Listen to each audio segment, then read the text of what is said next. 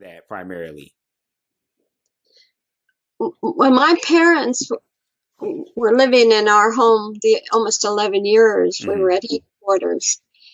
And my mother had severe problems with her legs. So we came home to help them, and our house had stairs in it, and she couldn't do that anymore. She couldn't climb stairs. So we had to make arrangements for them.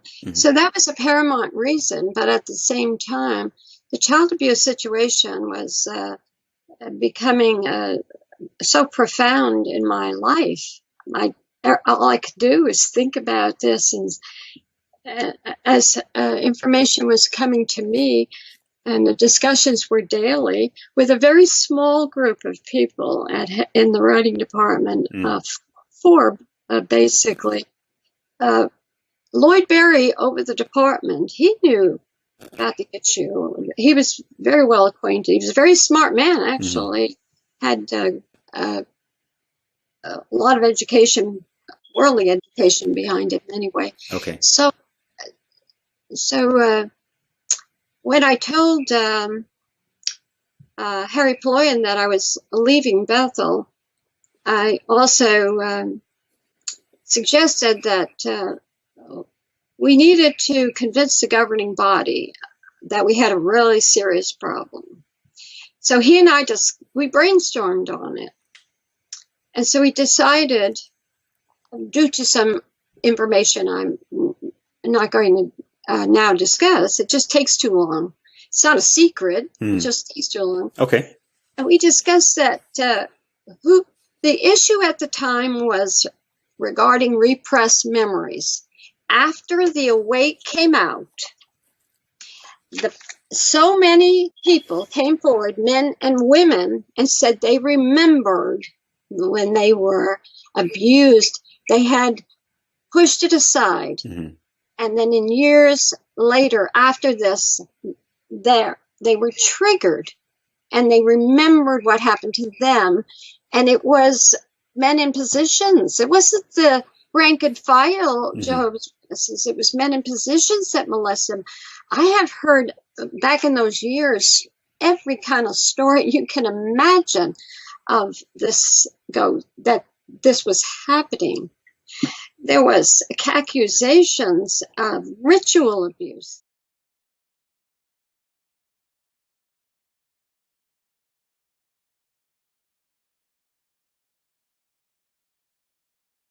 Within the organization? Within the organization. I'm not saying that it was true, and I'm not saying it was false. Sure, but those are the accusations. And I have, yes. And so what do you do? So I was asked to do research on repressed memories. So I kind of became a pretty much an expert on it.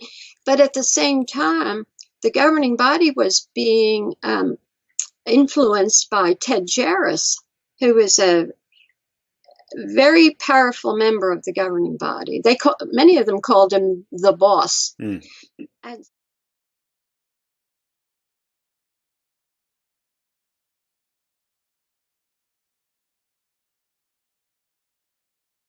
very powerful member of the governing body. Many of them called him the boss. And so he was saying that there wasn't any such thing as repressed memories. And so we're having problems. If you can't believe people, in fact, I think November of 95, Watchtower makes a statement that if you have someone come forward in one place and they remember through repressed memories, and then in another place somebody else says that, and it was the same molester, back that time, that wasn't two witnesses, that two victims about the same person, because it was due to repressed memories. So you see how that influenced believing the victims. Right. So Ted Jaracz, basically his assertion was that, like, for example, all of these letters that they received and all of that and all of these accusations, that they basically just were products of people's perhaps subconscious reaction to what they, read in the articles. It wasn't actually due to because he basically, it sounds like he refused to believe that these things were actually happening, especially to that level of prevalence within the organization. Absolutely. Okay. He was, when he learned about the Awake magazine with this article, he learned about it the same time I learned about it, and everybody else at Bethel, when the Awake magazine came in his room. He was the overseer of service. He was also the on the teaching committee. But writing department was separate, as service was separate from writing. Service didn't ask writing, even though they had a governing body over them. And this writing had governed, but they didn't say, "Oh, let me run this by you for your approval." They were absolutely separate. So the only time when writing would talk to another area would be when there would be a change of belief. Okay, right. So then the key members of the teaching committee would be involved. Well, Jaracz was on that, and but he did not know that this article was coming out, and he was against it. I was told. And so in time, April 8th of 92 was an article about thanking the governing body for this October issue. Letters were used, and it says a breath of fresh air. Well, Lloyd Berry was gone on a zone visit, and this is what happened. Ted Jaracz found out that this article on the April 8th following year was coming out. He tried to stop the presses. He was dead set against it, and so, because that article was linked with the October 8th, thanking for it. So when the report came in from the press room, whoever was overseer there, and to the writing department, it was Jack Barr, who was assistant, who had to make the decision. And he was a very wonderful man. He and his wife, we were friends. He's a kind, loving man. And he was not of a strong personality. And he didn't know what to do. So he involved the senior writers. And they all told him that you can't allow this to happen. This isn't Jaracz's department. You can't allow him to what the writing department should print. And so he then made sure that the article went through. So that was very obvious what was happening with Jaracz. We also had reports, and I was part of it happening almost every week. There was something big that was happening. The child abuse. Many of the elders who were very loving and kind, they were trying to set up classes. Some actually did, to help victims of child abuse. Nice. And there was, when the service department found out, they're over all of the congregations and the elders, and they put a stop to it. And the attitude and some in the service department was that it was a fad. Child abuse was just a fad, and you can't believe this. You can't get on the bandwagon. The world is in this fad. And so there was definitely strong feelings. Also, Lloyd Berry, many years before, he was the overseer of the Japanese branch. And this was in the mid-50s. And Ted Jaracz was the overseer of the Australian branch. And something happened with Ted Jaracz, and he was removed from his position as overseer and moved to California, told to go to California.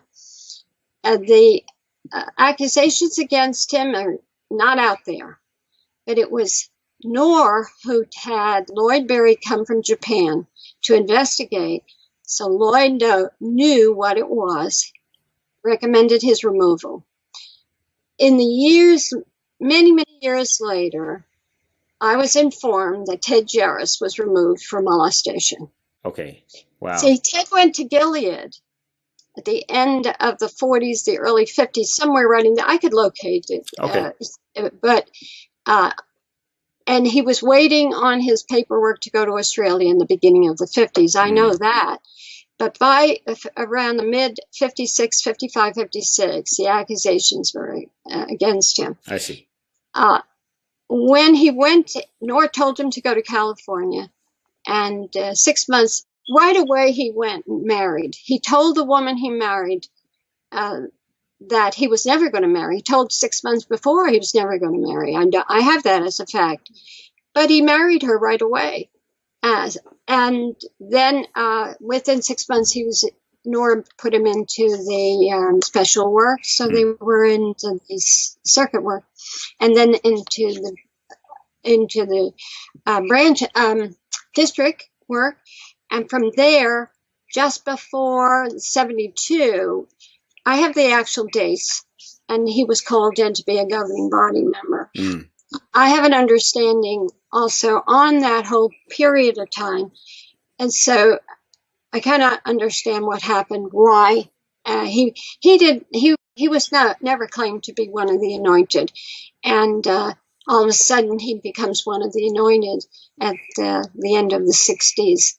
So apparently Nora had to tell him that what was going on, because Ray France was causing this whole issue to come to the fore, that to do it the Bible way, you had to have a religious governing body.